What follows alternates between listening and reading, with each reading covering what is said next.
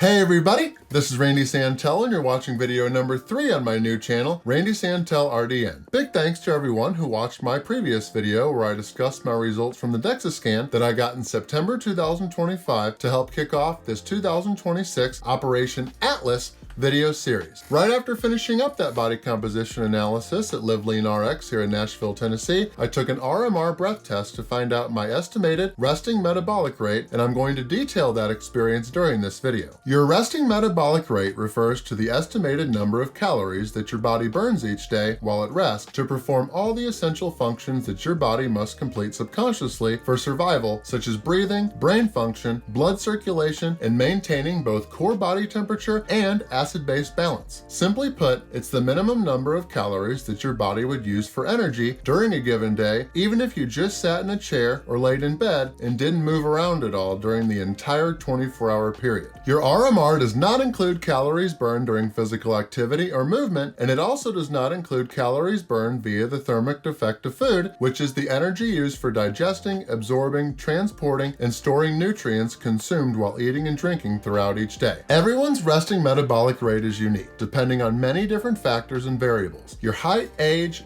gender, genetics, hormones, and body composition all affect how many calories your body needs each day to perform its basic functions. How much muscle mass you have significantly affects your RMR, since lean muscle tissue requires more energy to maintain than fat tissue does. Men typically have a higher RMR than women do, and your RMR tends to decrease as you get older. But both of those trends are mainly because men tend to have more muscle mass than women, and people tend to lose muscle mass as they age and get older. Believe it or not, your typical environmental temperature affects your RMR, and so does the quantity and quality of the sleep you get. The total calories number is also affected by your recent nutrition and exercise habits, or lack thereof. If you are trying to achieve a physique goal, such as losing body fat or gaining some muscle mass, it is important to know your resting metabolic rate so that you can base your caloric intake around it. If you want to lose weight, you'll generally need to maintain a caloric deficit, and if you want to gain weight, you'll need to maintain a consistent caloric surplus. And most calculations all begin by figuring out your body's resting metabolic rate. It is possible to estimate it using formulas that factor in your height, weight, gender, and other variables, but you can also go a step further and test your RMR using indirect calorimetry. Katina and I both did this at Live Lean RX after our DEXA scans, since it was part of a package we purchased, and it was another first-time experience for each of us as well. We were both very excited to compare our actual RMR test results to the estimates given to us by our Garmin watches just based on a formula. For the RMR breath test in particular, we did have to fast for at least 12 hours beforehand, and we were also not allowed to have coffee or anything containing caffeine that morning either, since caffeine is a stimulant that speeds up a person's metabolic rate, which would therefore have skewed our test results. For an RMR breath test, there is a very expensive machine that simultaneously measures how much oxygen your body consumes and how much carbon dioxide it produces during a 10 to 15 minute period. I sat in a comfortable reclined chair and wore a mask that was fitted to my head and attached to a single-use sanitized two-way hose, which was connected on the other end to that very expensive machine. I breathed in oxygenated air via one half of the hose and breathed out carbon dioxide into the other half, allowing the machine to accurately measure everything necessary in order to determine my metabolic rate. There was a clip pinching my nose so that I could only breathe via my mouth through the tube, and so that no outside air could get into the tube, which would skew my results. While getting set up, I was coached on how to breathe at a consistent pace and level for the entire duration of the test, not too slowly or too rapidly with no extra deep breaths. The monitor had 2 parallel lines, and I was not supposed to cross either one of them in order to get an accurate overall reading. It was a little easier for me, I must admit, since Katina went first and I got to learn from watching her, following along with what she had to do. Katina and the owner who was administering my test both left the room and turned the lights off, and then I breathed consistently into the tube for 10 consecutive minutes, even though it seemed like forever. It was pretty stressful, even with relaxing music on, but what made things calmer is that the owner let me know every few minutes just how much time was left and how my breathing was doing.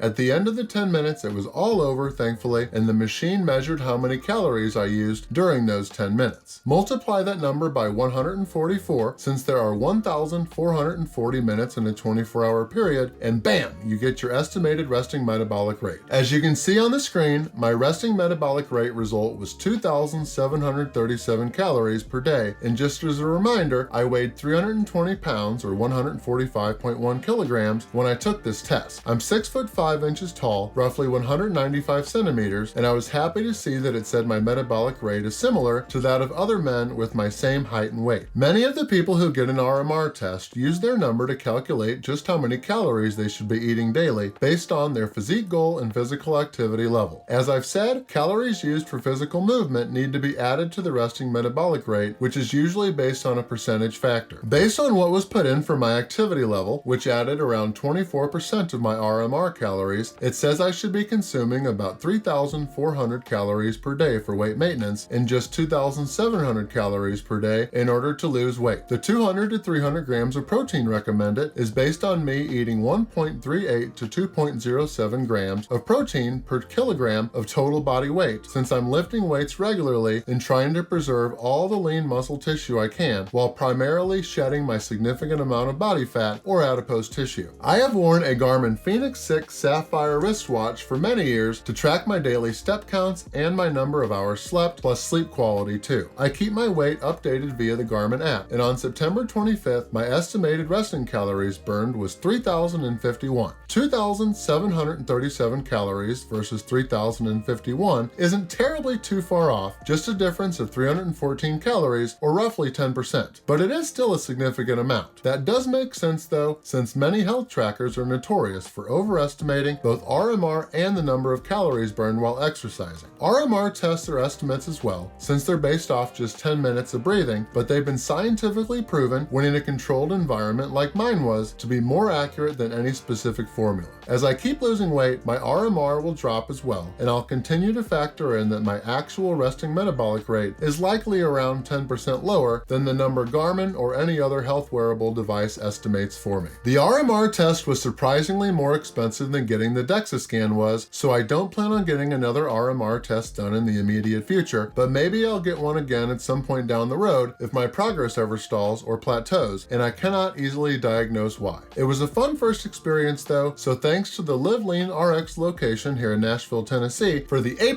experience. As I said in the previous DEXA video, if you've been thinking about getting an RMR test yourself, or a DEXA scan, or even a very intense VO2 max test, which I should have signed up for as well, you should be able to search locally online and find a similar business that offers comparable tests. You might even be near one of the many Live Lean RX locations around the United States. Thanks everybody for your time and support via watching this video. If you have ever gotten your resting metabolic rate tested in the past using indirect calorimetry, please let me know in the comments how your experience was and whether you felt that you got an accurate reading. The owner said my number was accurate based on my breathing pattern during the test, which is awesome, and regardless of whether it was 100% accurate or not, it was a credible number that I was able to start with when building my 2026 Operation Atlas nutrition and exercise regimens. I'll discuss those along with my physique goals in future videos, so stay tuned for those. For the next video though, I'll go over my results from the comprehensive blood analysis test that I also got in September 2025. Special thanks to everybody who has subscribed to this new Randy Santel RDN YouTube channel, and please be sure to click that subscribe button if you haven't already. There are many videos upcoming. Until next time, win before you begin, consistently throw strikes, and dominate all of your goals.